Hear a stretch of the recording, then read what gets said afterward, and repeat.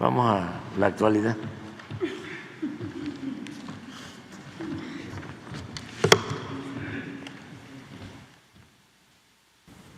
Muchas gracias, presidente. Bueno, el día de hoy queremos presentar información relevante alrededor de la reforma al Poder Judicial. Como sabemos, ha habido pues mucha manipulación alrededor de esta reforma, muchas mentiras, y muestra de ello son algunos de los casos que vamos a presentar aquí, que tienen que ver con cuáles son las razones que han llevado a la presentación de esta reforma constitucional presentada por el presidente el 5 de febrero. Una de las principales mentiras o manipulaciones que se ha dicho es que hay un interés por parte del Ejecutivo de controlar el Poder Judicial, en específico la Suprema Corte de Justicia de la Nación, lo cual es totalmente falso. Si ese fuese la intención, estaría sencillo, no haríamos ninguna reforma. ¿Por qué lo decimos? Vamos a ver cómo hoy en día se eligen a los ministros y a las ministras de la Corte, hoy sin reforma. ¿Qué dice la Constitución? El presidente, en este caso la presidenta electa, tiene la posibilidad de presentarle una terna al Senado de la República. Así se eligen hoy a los ministros y a las ministras. El presidente presenta una terna. Estas 3 personas las elige libremente la presidenta, simplemente con que sean abogados, tengan más de 35 años y tengan 10 años de experiencia. No es que tengan que tener una carrera judicial. Con esos 3 requisitos, el presidente presenta una terna al Senado de la República. El Senado de la República, de esta terna, elige a uno por 2/3 partes y también lo puede rechazar. Supongamos que lo rechaza. Si lo rechaza, nuevamente el presidente puede presentar otra terna. Y si es rechazada nuevamente, entonces el presidente o la presidenta designa directamente quién será el próximo ministro o ministra de la Corte. Es decir, el presidente realmente tiene la posibilidad de designar de manera directa y en caso de rechazo o si se tienen las 2/3 partes del Senado, como es el caso, pues entonces se podría conformar una mayoría. Adelante. Aquí podemos ver cómo, en el caso de la presidenta electa, podría designar sin reforma a 4 ministros. El primero es Luis María Aguilar, que concluye su periodo en diciembre de 2024. Ahí la presidenta ya podría designar al primer ministro. Con eso ya tendría 4 ministros. Si suponemos que hoy 3 están, con una visión más progresista, sumando este 4.º ministro, ya se tendría por lo menos la posibilidad de evitar cualquier declaración de inconstitucionalidad de cualquier ley. Pero vamos más allá.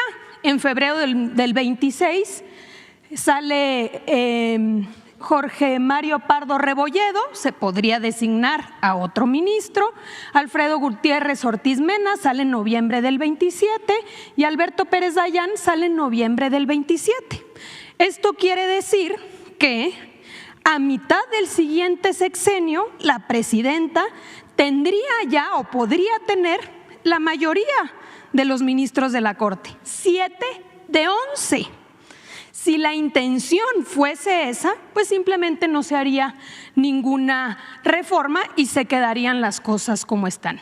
Pero no es el caso. La reforma lo que está planteando es que sea la ciudadanía la que participe, el pueblo de México, a través de un proceso democrático, que pueda acudir a las urnas y pueda votar por quién considera son los mejores perfiles para ser ministros de la Corte, magistrados y jueces en su caso.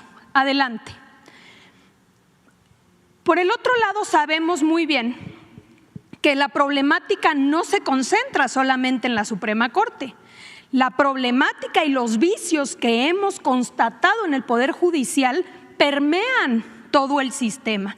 Está en el caso de los jueces, de los magistrados y también en el caso de los ministros. Y hay varios casos que vamos a presentar el día de hoy.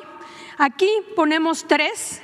En el caso de injerencia en asuntos electorales, no podemos perder de vista, por ejemplo, cómo en diciembre de 2023 la ministra Piña convoca a una cena privada, estamos hablando meses antes de la elección presidencial, convoca a una cena privada en casa de un ministro, de González Alcántara, al dirigente del PRI, Alejandro Moreno, al coordinador de campaña de la entonces candidata presidencial Xóchitl Gálvez, a Santiago Krill, quien conocemos hoy no acudió, pero fue invitado, y a los magistrados electorales de la Sala Superior. Aquí recordar que la Corte no tiene posibilidades de involucrarse en temas electorales, le corresponde exclusivamente al Tribunal Electoral. Bueno, pues tenemos este antecedente que da cuenta de la injerencia en asuntos electorales. Otro caso relevante, recordemos que en julio del 24 un juez de distrito le ordena al Tribunal Electoral que designe a 2 magistrados para poder integrar el Tribunal Electoral. Totalmente indebido, nuevamente. Los jueces no tienen competencia en materia electoral, pero aún así este juez decide ordenarle al tribunal. ¿Qué sucede? Que el tribunal, por supuesto, rechaza por completo esta decisión y le dice: juez, tú no tienes ninguna competencia. Vale la pena señalar que esta decisión se da unos días antes de calificar la elección presidencial. Y finalmente, un tercer caso, muy reciente, apenas en agosto de este año, donde la ministra Piña admite un recurso presentado por el dirigente del PAN, Marco Cortés, para que la Corte pueda interpretar y definir los criterios de la asignación de plurinominales. Recordamos que hubo todo un ambiente respecto a la supuesta sobrerepresentación, nuevamente que le toca al Tribunal Electoral determinar. Aquí la ministra Piña decide darle entrada a que sea la Corte la que determine estos criterios. El ministro ponente dijo: no somos competentes, no puedo decidirlo. Adelante. Tenemos también constancia de los vicios que ha existido en los supuestos procedimientos de selección de jueces, los exámenes, que mucho se ha dicho ahora de los mejores perfiles llegan a ser jueces. No podemos desconocer en 2019, como muchos otros casos, los escándalos en venta de exámenes que han habido alrededor de estos casos. Aquí podemos constatar cómo incluso fueron destituidos los que estuvieron a cargo de la escuela judicial por haber vendido estos exámenes en 186,000 pesos. Pero también se puede acreditar cómo en estos concursos de oposición las impugnaciones son elevadísimas de aquellos que no quedan en los exámenes. ¿Por qué? Porque consideran que hay un alto nivel de influyentismo y de inequidad. Es decir, que en estos exámenes muchas veces quedan los cercanos a los ministros o los cercanos a los magistrados. Adelante. Adelante. También podemos ver el enorme entramado de familiares que participan en el Poder Judicial, el nepotismo. Aquí, en diciembre de 2022, el propio Consejo de la Judicatura, son datos del Consejo de la Judicatura, revela lo siguiente: la mitad del personal, el 49%, que equivale más o menos a 24,546 personas, tiene al menos un familiar en el Poder Judicial. El 85,4% de los magistrados y el 67% de los jueces tienen familiares en el Poder Judicial. Los magistrados tienen en promedio 4,7 familiares trabajando en el Poder Judicial. el 23.7% del personal del Poder Judicial tiene más de 4 familiares trabajando en la institución. La persona que acumula más familiares en el Poder Judicial tiene 26 parientes trabajando en la misma institución, incluyendo un magistrado, 13 secretarios, 2 actuarios y 10 oficiales. Esta información se obtiene del registro voluntario que realizan los trabajadores. Es decir, tú tienes que señalar, bajo protesta de decir verdad, quiénes son tus familiares. Pero hay que considerar, y como se sabe, muchas veces se declara aquellos que tienen tus mismos apellidos, pero no necesariamente aquellos parientes políticos. Es decir, a esto habría que sumar cuñados, nueros, nueras, suegros, yernos y muchos otros familiares que también forman parte de esta problemática. Adelante. Por el otro lado tenemos un problema adicional. El Consejo de la Judicatura, que debería ser este órgano que se encargue de vigilar el comportamiento de los jueces, de los magistrados y en todo caso sancionar cuando ubique casos de corrupción, de nepotismo, de cualquier otra violación, pues debería actuar. Pero aquí tenemos los datos de cómo esto no ha sucedido. De 2004 a 2023 se presentaron o se han presentado 38,000 quejas contra funcionarios del Poder Judicial. De estas quejas se han desechado el 86% sin ni siquiera iniciar una investigación. Ya no digamos que concluyeron, no se investigó en el 86% de los casos. De las quejas que sí se investigaron, el Consejo de la Judicatura apenas sancionó a 472 jueces y magistrados en todo este periodo. ¿Qué quiere decir? Apercibimientos y amonestaciones, 0.7% del total de quejas. Suspensiones, 0.27% del total de quejas. Destituciones, 0.11%.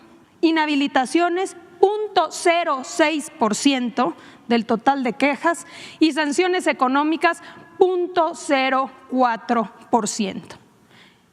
Es un órgano que no es eficiente para vigilar el comportamiento de los jueces. Y vamos mucho más allá. En el caso del Ejecutivo, de las dependencias, gobernación y muchas dependencias del Ejecutivo, se han presentado en los últimos meses, de enero de 2023 a la fecha, 72 denuncias contra jueces y magistrados, que aquí muchas veces se presentan en cero impunidad. Bueno, de estos 72 casos que se han presentado ante el Consejo de la Judicatura, ninguno a la fecha ha sido resuelto y ninguno a la fecha ha sido sancionado. Adelante. Y finalmente, para darle la palabra a la secretaria Rosy Cela, el tema de remuneraciones.